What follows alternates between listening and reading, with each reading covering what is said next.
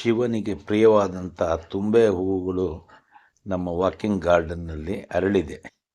ಮಹಾಶಿವರಾತ್ರಿ ಭಾನುವಾರ 15 ಫೆಬ್ರವರಿಗೆ ಬಂದಿದೆ. ಆ ದಿನ ಈ ತುಂಬೆ ಹೂವುಗಳನ್ನು ಶಿವನ ಶಿರಕ್ಕೆ ಮುಡಿಸಬೇಕು ಅನ್ನುವಂಥ ಒಂದು ಪದ್ಧತಿ ಇದೆ. ಶಿವನಿಗೆ ತುಂಬೆ ಹೂವು ಹೆಚ್ಚು ಇಷ್ಟ ಅನ್ನಲಿಕ್ಕೆ ಇನ್ನೊಂದು ಕಾರಣ ಏನಿದೆ ಅಂತೇಳಿದರೆ, ಸಮುದ್ರ ಮಥನದಲ್ಲಿ ಬಂದಂಥ ವಿಷವನ್ನು ಸ್ವೀಕರಿಸಿದ ಶಿವನ ದೇಹದ ವಿಷವನ್ನು ತೆಗಿಲಿಕ್ಕೆ ತುಂಬೆ ಗಿಡದನ್ನು ಬಳಸ್ತಾರೆ ಅನ್ನುವಂಥದ್ದೊಂದು ಪುರಾಣದ ಕತೆ.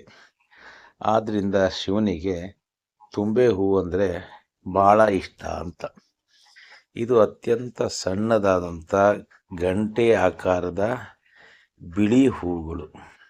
ಈ ಹೂವುಗಳನ್ನು ಶಿವನಿಗೆ ಸಮರ್ಪಿಸ್ತಾರೆ.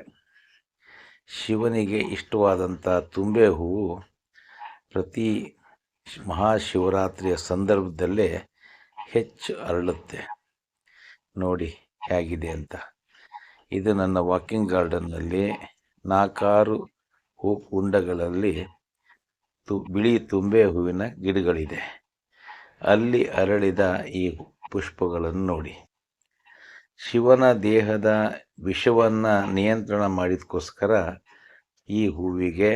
ಈ ತುಂಬೆ ಹೂವಿಗೆ ರುದ್ರಪುಷ್ಪ ಅಂತ ಕೂಡ ಹೇಳ್ತಾರೆ. ಸಂಸ್ಕೃತದಲ್ಲಿ ಇದಕ್ಕೆ ದ್ರೋಣ ಪುಷ್ಪ ಅಂತಾರೆ. ಆಯುರ್ವೇದದಲ್ಲಿ ಇದು ಅನೇಕ ನಂಜು ನಿವಾರಕ ಔಷಧಿಯಾಗಿ ಈ ತುಂಬೆ ಸಸ್ಯ ಹೂವುಗಳನ್ನು ಬಳಸ್ತಾರೆ. ಇದು ಭಾರತದಲ್ಲಿ ಅತಿ ಹೆಚ್ಚು ಶ್ರೇಷ್ಠ ಹೂವುಗಳಲ್ಲಿ ಒಂದಾಗಿದೆ.